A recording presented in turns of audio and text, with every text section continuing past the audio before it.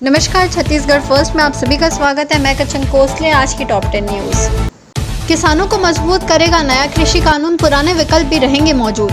कृषि सुधार कानूनों को लेकर देश में जगह जगह किसानों के आंदोलन के बीच प्रधानमंत्री नरेंद्र मोदी ने इस मामले पर विपक्षी दलों पर करारा हमला करते हुए सोमवार को कहा कि पिछले कुछ समय से एक अलग ही ट्रेंड देखने को मिल रहा है, जिसके तहत सरकार के फैसलों पर भ्रम फैलाया जा रहा है। प्रधानमंत्री ने अपने संसदीय निर्वाचन क्षेत्र खुजरी गांव में 6 लेन मार्ग चौड़ीकरण के लोकार्पण अवसर पर अपने संबोधन में कहा, सरकार जब नीति बनाती है तो उसे समर्थन भी मिलता है, तो कुछ सवाल भी स्वाभाविक हैं। यह लोकतंत्र का हिस्सा है और भारत में यह जीवन परंपरा रही है, लेकिन पिछले कुछ समय से एक अलग ही ट्रेंड देश में देखने को मिल रहा है। पहले सरकार का कोई फैसला अगर किसी को पसंद नहीं आता था तो उसका विरोध होता था, लेकिन बीते कुछ समय से हमें नया ट्रेंड देखने को मिल रहा है।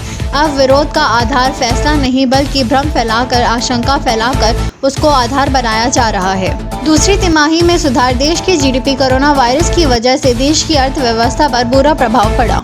कोरोना वायरस की वजह से देश की अर्थव्यवस्था पर बुरा प्रभाव पड़ा है।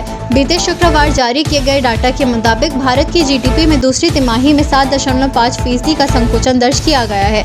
इससे पहले चालू वित्त वर्ष की पहली तिमाही में अर्थव्यवस्था में 24% की एहतियाती गिरावट दर्ज हुई थी। यह पहली बार है जब जीडीपी लगातार 2 बार निचले स्तर पर रही है। वहीं दूसरी तिमाही में जीडीपी की गिरावट की रफ्तार 10% के नजदीक रहने की संभावनाएं जताई जा रही थी।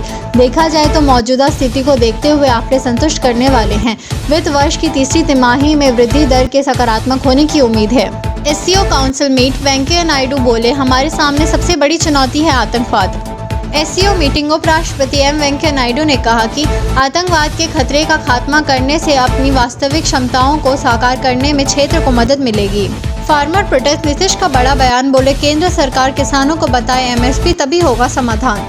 Farmer protest. बिहार के मुख्यमंत्री नीतीश कुमार ने किसान आंदोलन और नए कृषि कानूनों को न्यूनतम समर्थन मूल्य एमएसपी को लेकर बड़ा बयान दिया है। उन्होंने कहा कि केंद्र सरकार से जब किसानों की बात होगी तभी सही जानकारी मिलेगी।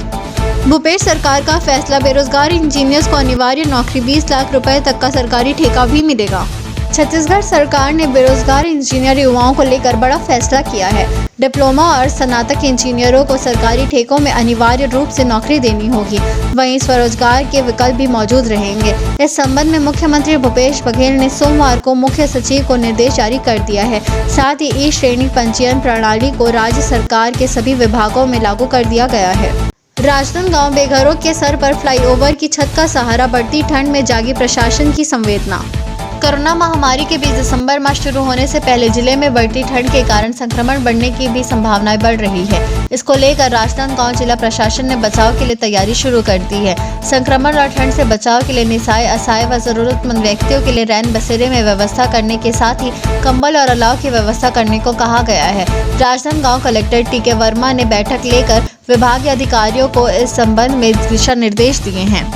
प्रशासनिक सेवा के नए मुखिया। छत्तीसगढ़ के मुख्य सचिव बनाए गए senior IAS Amitabh Jain RP Mandal की जगह लेंगे।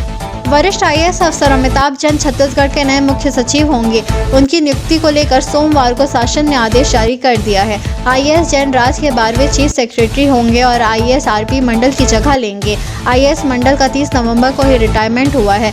वर्तमान में आईएएस जैन के पास एसीएस वित्त विभाग और अतिरिक्त प्रभार एसीएस जल संसाधन विभाग का था। ब्रह्मपुत्र नदी में सबसे बड़ा बांध बनाने जा रहा है चीन। नॉर्थ ईस्ट और बांग्लादेश में सूखे की आशंका। India China stand of.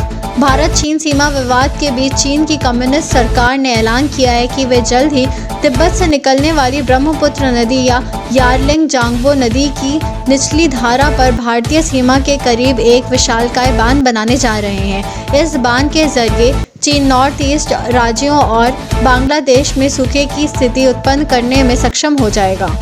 Rajinikanth अगले साल पार्टी बनाकर लड़ सकते हैं चुनाव। समर्थकों ने पूछा, क्या जनवरी के लिए तैयार हैं? रजनीकांत ने सोमवार को अपने फोरम के अफसरों संग खुद की राजनीतिक सफर की संभावनाओं पर विचार करने के लिए एक मीटिंग की है। भारत के खिलाफ सीरीज से बाहर हुए चोटिल वार्नर, तो राहुल ने कहा, हमारी टीम के लिए अच्छा होगा। भारत के खिलाफ दूसरे वनडे मैच में फील्डिंग के दौरान डेविड वार्नर चोटिल हो गए थे, जिसके बाद उन्हें हॉस्पिटल ले जाया गया था।